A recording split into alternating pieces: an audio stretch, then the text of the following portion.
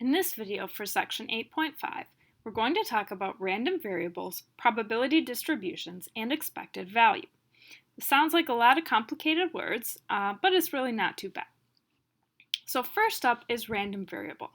This is the book definition. A random variable is a function that assigns a numerical value to each simple event in a sample space S. Now, it's a little bit hard to understand that definition, so we're going to break it down here.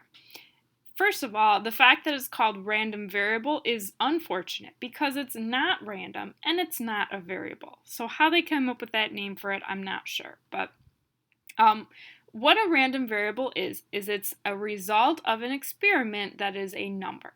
So an example of a random variable is when you roll a die. You would get, the result would be a number that is some number between 1 and 6 if it's a regular die. Flipping a coin is not a random variable because our result is not a number. It would be heads or tails. We can make a random variable out of flipping a coin, or anything really, by counting the number of heads when a certain number of coins are flipped, because then the result would be a number. A probability distribution shows the probability of each result. So this probability distribution shows the probabilities of all possible results when flipping 3 coins. So if I'm flipping 3 coins, the possibilities are that I could get 0 heads, 1 head, 2 heads, or 3 heads. And then I have the probability of each result. The probability of 0 heads is 1/8. The probability of 1 heads and 2 tails would be 3/8, etc. And then finally, we're going to define expected value. Expected value is the average number of heads per toss of 3 coins. So here I am calculating my expected value using this formula. And part A says to describe how the calculation above relates to the probability distribution in table 2. So this is my probability distribution and here's my calculation.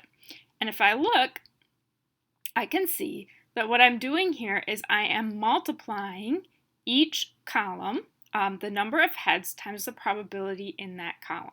So I have 0 times 1/8, I have 1 times 3/8, I have 2 times 3/8, and I have 3 times 1/8. So I'm multiplying number of heads times the probability, and then I am adding all of those results together. So for part A, I'm going to say you are multiplying each value of x by its corresponding value of p of x, then adding them all together. So if I want to complete this calculation that we started up here in number 1, e of x, e stands for expected value, is 0 times 1/8 plus 1 times 3/8 plus 2 times 3/8 plus 3 times 1/8.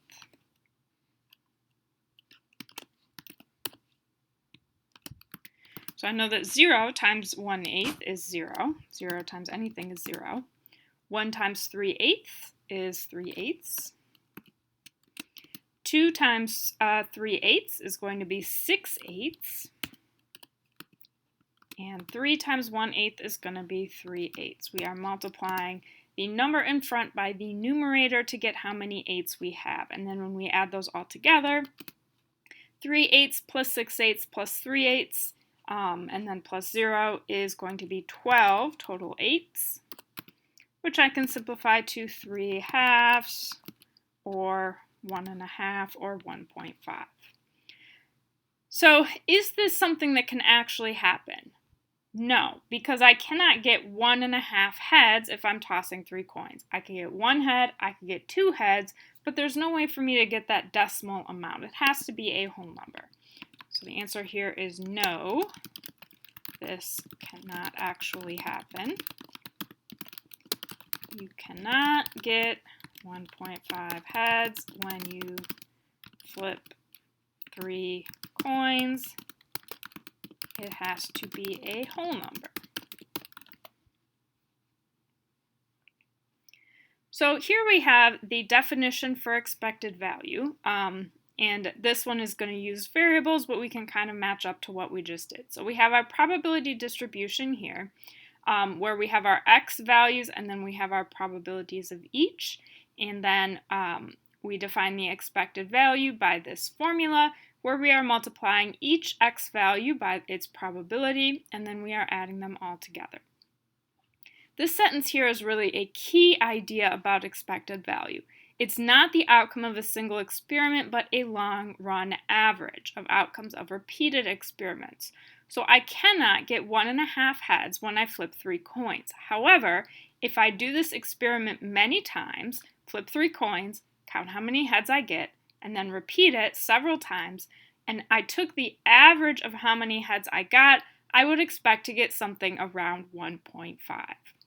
So I cannot get 1.5 on a single trial, but if I do many trials and take the average, 1.5 is what I would expect to have. And here are the steps written out in words. First, you need the probability distribution if you don't already have it, and then you multiply each value of x by its corresponding probability, then add the results. So now we're going to find the expected value of the number of dots facing up for a roll of a single die, assuming a regular die numbered 1 through 6.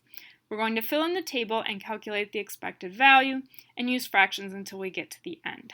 So these are the possibilities when you roll a die, and we know that the probability of each is 1/6. So assuming we are using a regular fair die, the probability of getting each result is always 1/6, so I'm going to fill that in. And then, to calculate my expected value, I'm going to multiply the number of dots by the probability of each. So 1 times 1/6 plus 2 times 1/6 plus 3 times 1/6 plus 4 times 1/6 plus 5 times 1/6 plus 6 times 1/6. And if I multiply each of those, again, we are multiplying the numerator of the fraction times the number in front. So that's going to be 1/6 plus 2/6 plus 3/6. And since I know that I'm going to add these eventually, I am not simplifying the fractions here because I would just have to go back to having a common denominator to add them. So 1/6 plus 2/6 plus 3/6 plus 4/6 plus 5/6 plus 6/6. And when we add that together, we have 3, 6, 10, 15, 21/6, which I can now simplify. That is going to be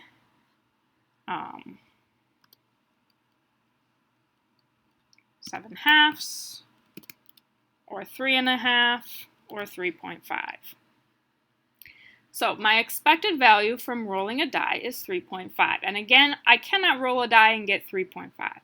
I can get 3, I can get 4. There's no face of a die that has 3.5 dots. However, if I rolled a die several times, recorded what number showed up each time, and then I took the average of all of my results, 3.5 is what I would expect to get.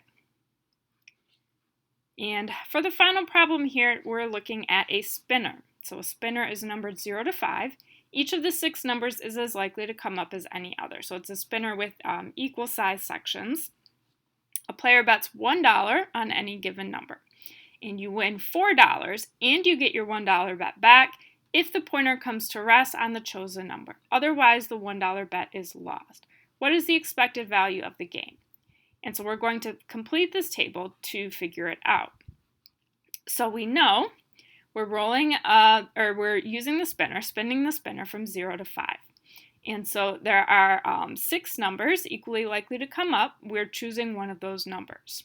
So we know that there's a 5/6 probability that we're going to choose the wrong number and a 1/6 probability that we're going to get it right. So what happens if we choose the wrong number? Well, we bet $1 at the beginning, and if our number is incorrect, our $1 bet is lost. So that's a negative $1 bet, $1 result for us, minus $1.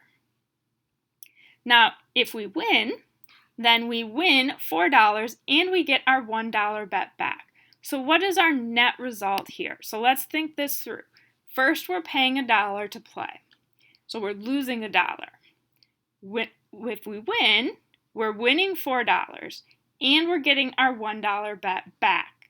So our negative $1 and we're getting that dollar back, that's canceling out, and we're winning $4. So our net result here is $4.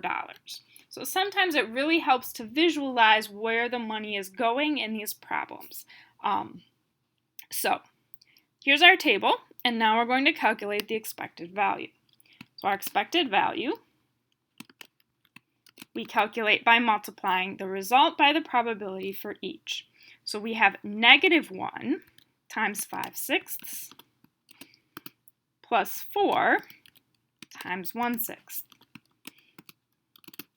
And if we add those together, we'll multiply first. So -1 times 5/6, -5/6, plus 4 times 1/6 is 4/6.